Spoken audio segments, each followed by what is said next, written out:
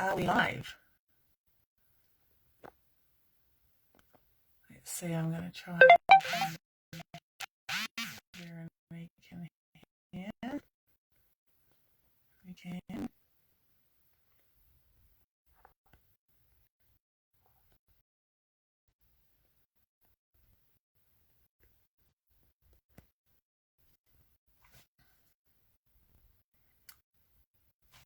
Just sorting out our guests, everyone. Hope you're doing well.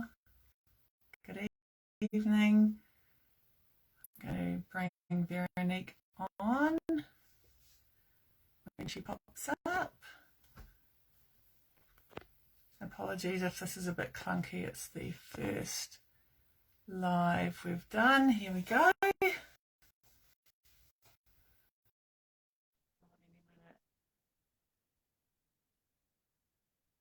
So happy Matariki, everyone. Yes, yes. Hi, Veronique. Hi, how are you? Yeah, I'm good. How are you? Good. You made it? Yes. Great. Yeah, ready to go. I think there's a few minutes, a minute or two to go. So I saw that 7 people responded coming, so we'll have to wait and see, I suppose, to see who joins in. Yeah. And like you've said, that people might sort of pop on and off and see what we're talking about and if that's sort of relevant to them. Yeah. Yeah. Cool. I'm happy to go whenever. Says, yeah, shall we get started? Yeah. So maybe we'll start with some introductions. My name's Mel Dakin. I'm a Community Aphasia Advisor for Aphasia New Zealand. I'm one of a team of 16 aphasia advisors around the country. And so we support people with aphasia. And I also come from a background of being a speech therapist. So I've worked with people with aphasia for about 10 years. And we're lucky today to have Veronique with us to share her experiences. She's from My Weird Wonderful Brain. Do you want to say something about yourself, Veronique? Yes. So I guess I've come in to get acquainted with aphasia through encephalitis, which is a brain inflammation that resulted in an acquired brain injury. So I'm going on almost 5 years now. So you're getting closer to the 5-year mark. So approximately 22 months into my recovery from encephalitis, I had to have surgery under general anesthetic, and that resulted in a second brain insult. So the anesthetic resulted in an archaic brain injury, and following that second insult, aphasia was sort of reignited. And probably worse than what it originally was with the encephalitis. From that point on, obviously that was quite a bit of a setback for me, heartbreaking as well. And that's when I really wanted to try to raise awareness for the people like me and health professionals as well, so they get to better understand brain injury and some of the condition that can trigger aphasia, I suppose. From there, I started writing about my journey, like Mel said, through the Weird Wonderful Brain. And in the last couple of years, I've been involved with national and international projects, such as Brain Injury NZ, Encephalitis Society, SAMU, and the World Health Organization. And I try to bring my contribution to see how we can increase awareness, better the services and support to those affected. Yeah, so that's pretty much me. Fantastic. And for anyone wanting to know, oh, sorry, I was going to say you have a fantastic social media presence. So if anyone isn't following you, then they should get on My Weird Wonderful Brain, because you do some great reels. Yes, I try to. So I guess like we're here tonight, like we wanted to who are familiar with aphasia and those who aren't. Yes, Janine, I will try to add a link.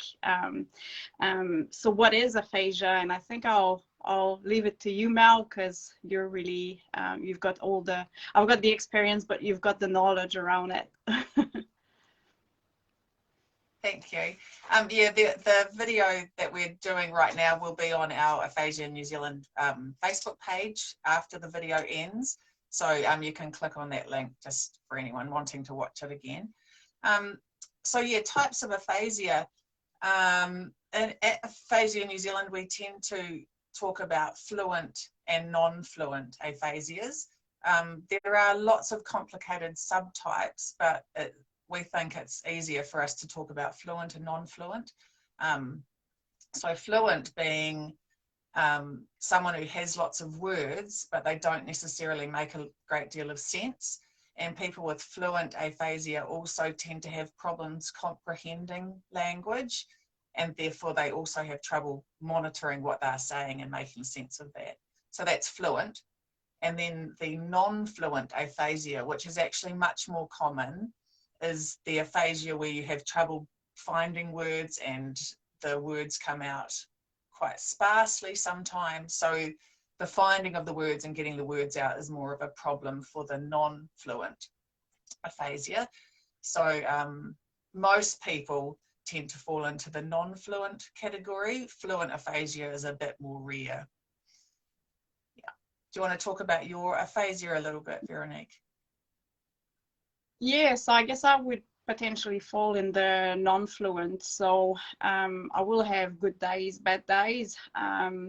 As I tire, you know, if there's a lot of sensory overload, if I get quite emotional, or if I'm in like group situation, that tends to drain my brain energy really, really quickly. And how aphasia presents for me is that my speech typically gets quite slow and slurred.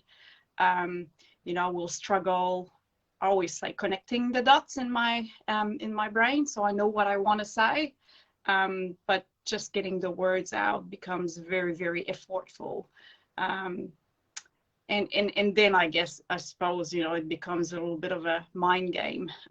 You know, when you're you know, before being sick, I use you know, to be quite sociable and be able to express myself quite freely. And having that barrier, it can be quite hard at times. And I guess like when we think of aphasia, it took me, I guess, a while to even understand that my speech disorder or the speech problem that I was encountering were actually aphasia. I was originally misdiagnosed with encephalitis, and it took a long time for me and my family to get support. So we were a little bit lost as to what was happening at a time where you're pretty tired, that don't have the capacity, I guess, to try to research a little bit more what's happening.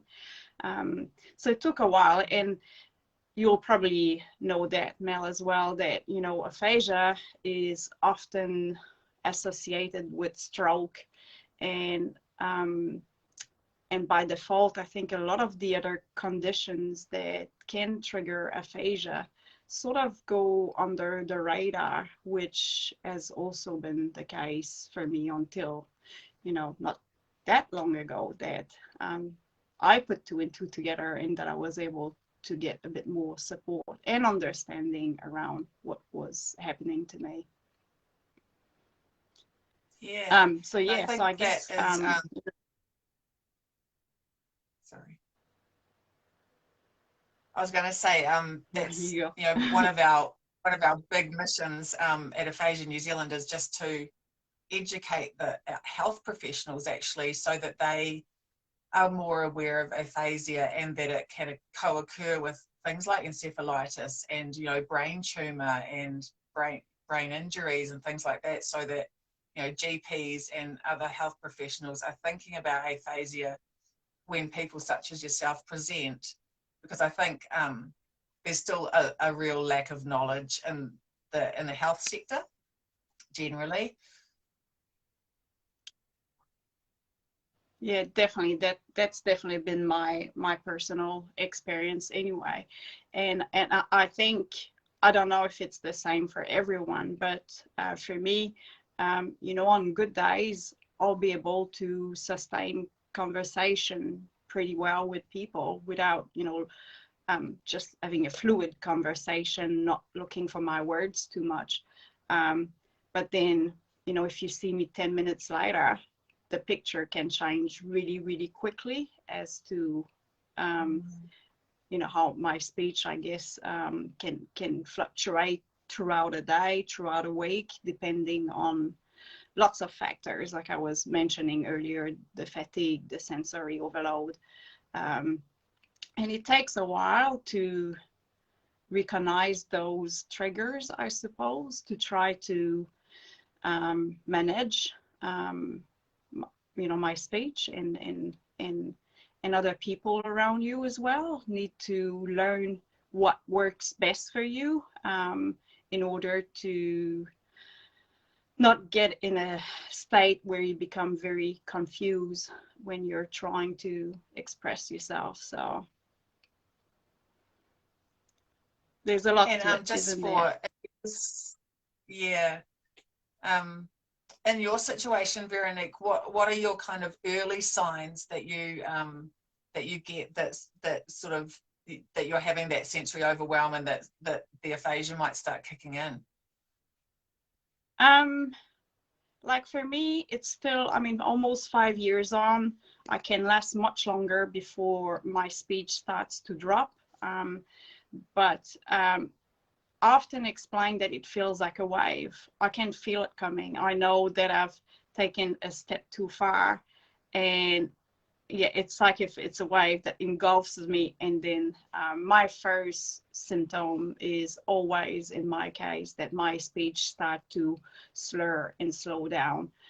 So that's when I know that fatigue is starting to set in, where other people might be, you know, something different.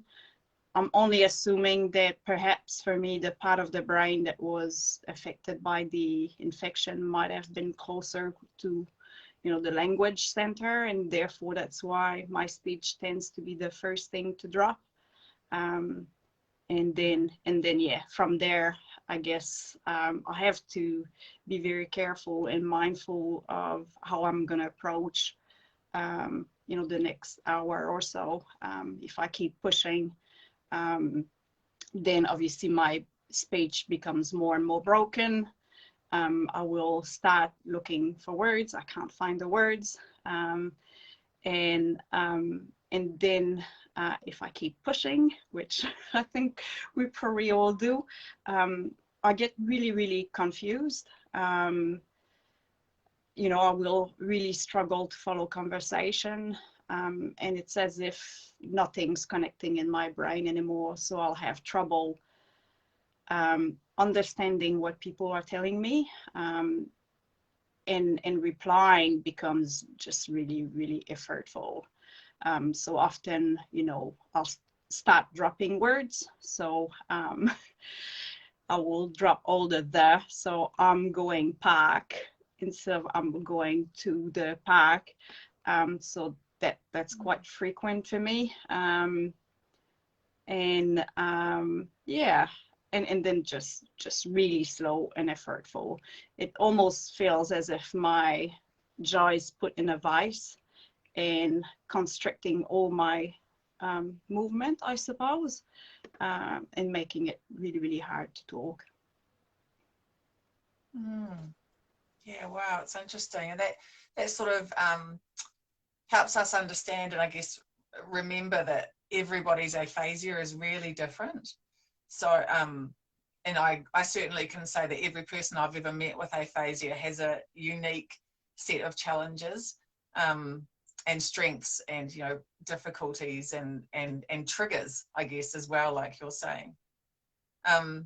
We thought tonight, because most conversations are usually quite stroke centric and therefore talk about older people, we actually wanted to talk tonight about some of the sort of different challenges that younger people with aphasia experience, and by younger I mean sort of 50 and under. And so you can shed some light on that for us, Veronique, the sorts of things that you experience. You know, you have a family, you've got young children, and how your aphasia impacts on your life different to how it would if you were an older person. Yeah. So I guess we lead a very busy life. I've got 3 sons, so at the time they were 8, 7, and 4. They're a bit older now, obviously.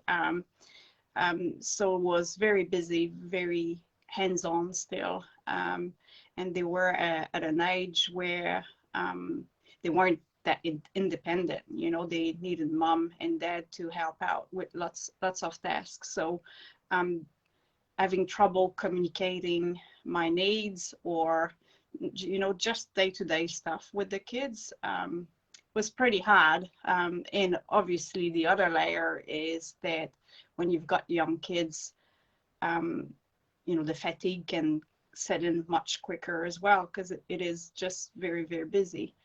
For a long time, I was trying to keep up on a social level as if nothing had happened to me, yet something had happened and things had changed.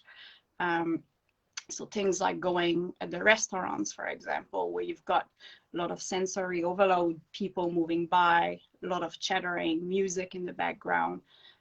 Those were things that I was explaining they like a suicide mission for me, because I knew that my brain energy would deplete really quickly, but I also knew that the day following that event, I'd be pretty slow and I would still struggle to have my brain function as optimally as possible. I guess when you're younger, the social aspect takes a huge part in your life still. So that sort of led me to feel quite isolated, because I would not be able to partake as much as before, but also isolated while in a group, because even when amongst a group of people, it was really hard to keep up, right? And you want to keep up, but yeah, it was just really, really hard, I suppose. And you have people who are more understanding and trying to, I guess, cater for your limitations, such as no music, you know, things that are typically part of any social gathering. And others, I don't know, maybe by not understanding what can help lessen or help you function better in a group, by not knowing, you can't, you know, act on it. So that's where I suppose the awareness is quite important for me. The more you know, the more you can support people affected to the best of their abilities.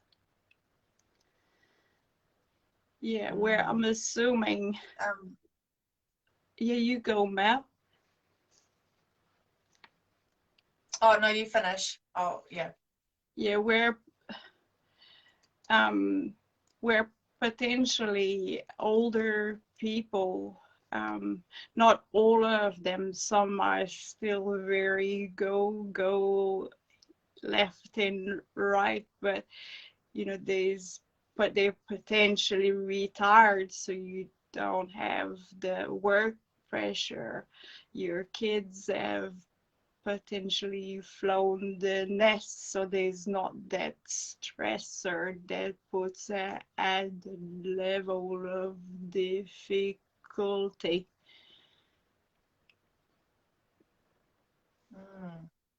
And I think that touches on what you and I have talked about, that that the aphasia affects so much more than just your language abilities.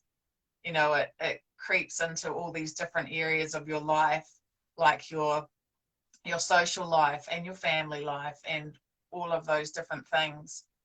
That, you know, it's all because of language, and our communication is central to who we are. Yeah, it did lead me to feel very isolated and struggling to communicate verbally can trigger many frustration. And if you carry those frustration, that can trigger other problems, I suppose. So for me, another component is that like now my speech is slowing and I feel embarrassed and I'd be wary of how I'd come across to others. When you feel slow, people can tell you're struggling, but yet your intelligence is still there. But yeah, so that was just self-conscious. My confidence took a huge drop for sure. In time, I worked really hard to not care about my speech, and well, that's part of me now. That's what happens. That's, yeah. And I suppose by wanting to raise awareness, I felt, well, people need to see how it affects someone. Hiding it is not the answer, and you potentially, by coming forward, help other people with aphasia become more accepting and confident. Yeah, it's You're doing amazing, and I think it is really powerful that people can see this is what aphasia is like. You know, you're doing an amazing job raising the awareness and helping other people to feel confident. yeah, and what I found is through being more open about it here and there and on social media, a lot of people have connected with me and can relate to what's happening, and it's comforting to know you're not alone in as much for me as for others, in the power of feeling like people understand and you belong somewhere is very helpful.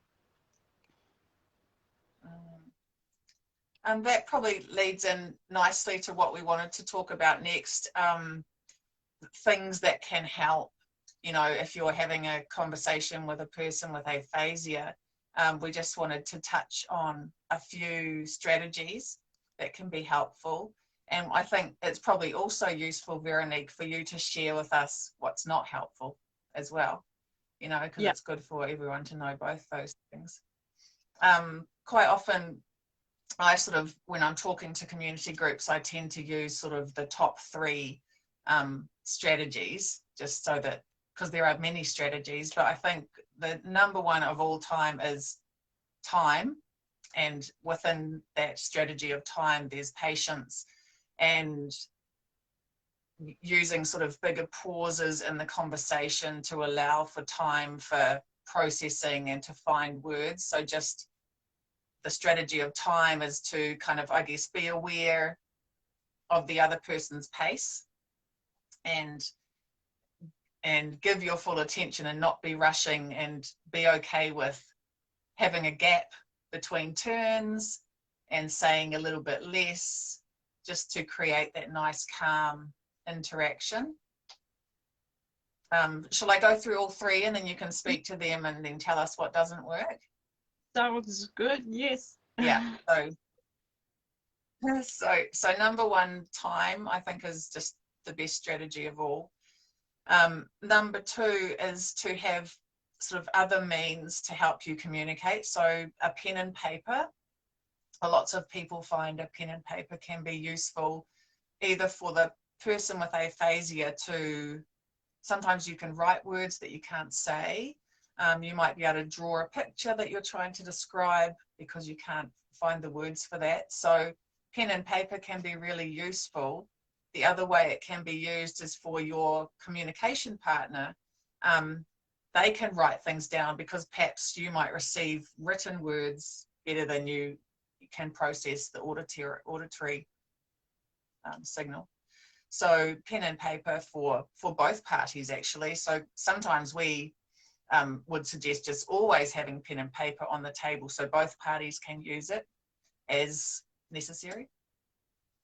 And number 3 would be sort of non-verbal stuff. So using gesture, using sort of communication aids, you know, like showing things on your phone or using maps or pointing to things, just to take the pressure off having to find all those words. So that's sort of the top 3. I'll hand over to you, Veronique. Yeah, so I'll go with what frustrates the heck out of me. Often people will try finish my sentences thinking they know what I want to say.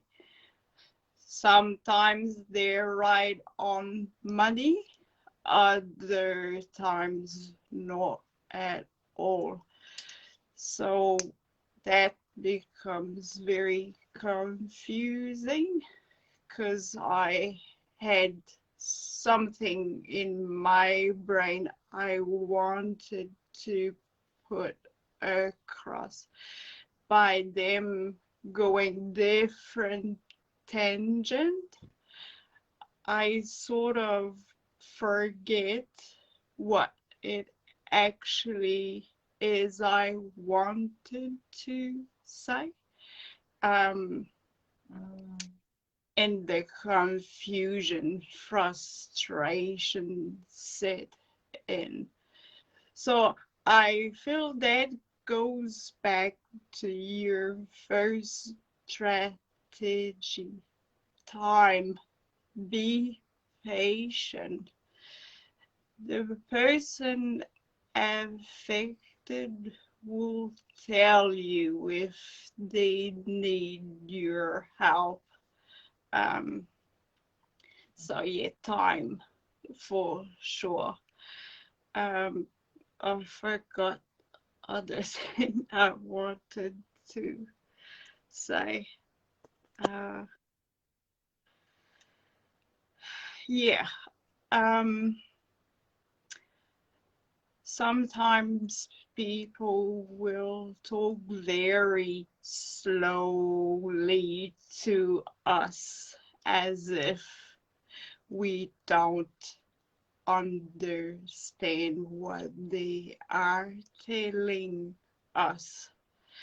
Again, there's a difference between slowing pace of conversation so the person can keep up, and speaking so slowly that it belittles them.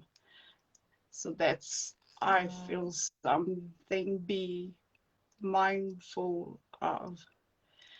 Last thing I'd say is sometimes when we get really stuck,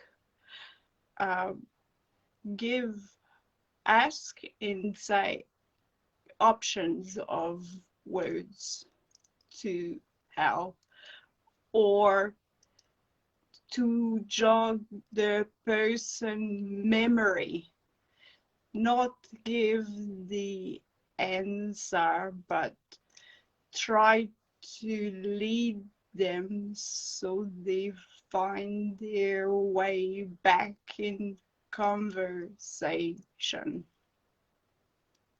And lots pointing. That's useful because some days everything is a thing. That thing there, the blue thing, everything's a thing when you struggle find the words. Yeah. I guess your family members probably get quite good, do they, at knowing what you're talking about when you can't find the words? Yeah, or we often accept that today is not good time to engage further in conversation. Park it until brain has recharged and where I can feel engaged in conversation. That's okay to park for later. That's a great strategy. Yeah, with weird, wonderful brain and the blog. For me, initially with my speech problem, it was real valuable to write because I could write in my own time. I could go back, tweak. It was less stressful, and I felt it allowed me to express myself like before, but differently on paper. So writing your second strategy is good, and it often allows you to process things in a better way, which can lead to acceptance. Great. it's past 7 already. We've already done our half an hour. We were going to finish with just seeing if anyone wanted to ask any questions. We've seen you saying hello there in the comments, everyone. Sorry, I'm just getting told my Facebook time's almost up. I must have used too much today. So yeah, if anyone's got any questions for myself or probably for Veronique, you can pop them down in the comments and we'll see if we can answer them. Yeah, else once it goes on the page, we can look back and answer questions there too. Yeah, and I guess for those who have aphasia, don't give up. Find ways that work for you and connect with others. That's so important and valuable. Yeah, and just while we're on that, I should probably say, so Aphasia New Zealand, we try to help people connect with each other through various groups around the country. We run kōrero clubs for people in local areas where there's a CAA advisor, but if there isn't a community aphasia advisor in your area, we have some really great online groups. So we have a young aphasia group for the under 50s, and that happens every week, I think. And we also have a group for people who and their families who have primary progressive aphasia. We haven't talked about that, but that's the aphasia that sort of is under the dementia umbrella. And we also have just a kōrero club online that happens, that's quite popular. So there's a couple of those run every Monday. So there are ways to connect if you are in a place that doesn't sort of have any boots on the ground from Aphasia New Zealand. So please visit our website or leave a message on our Facebook page and we can direct you or see if we can help you out. We have lots of resources and things to help explain what aphasia is to people in your community or your network, your whānau. So we're here to help. So please reach out if you need any aphasia support. Thank you, guys. I hope lots of people have found that valuable, and to Aphasia ANZ, keep doing great work you're doing. It is valued by many and so important. Yeah.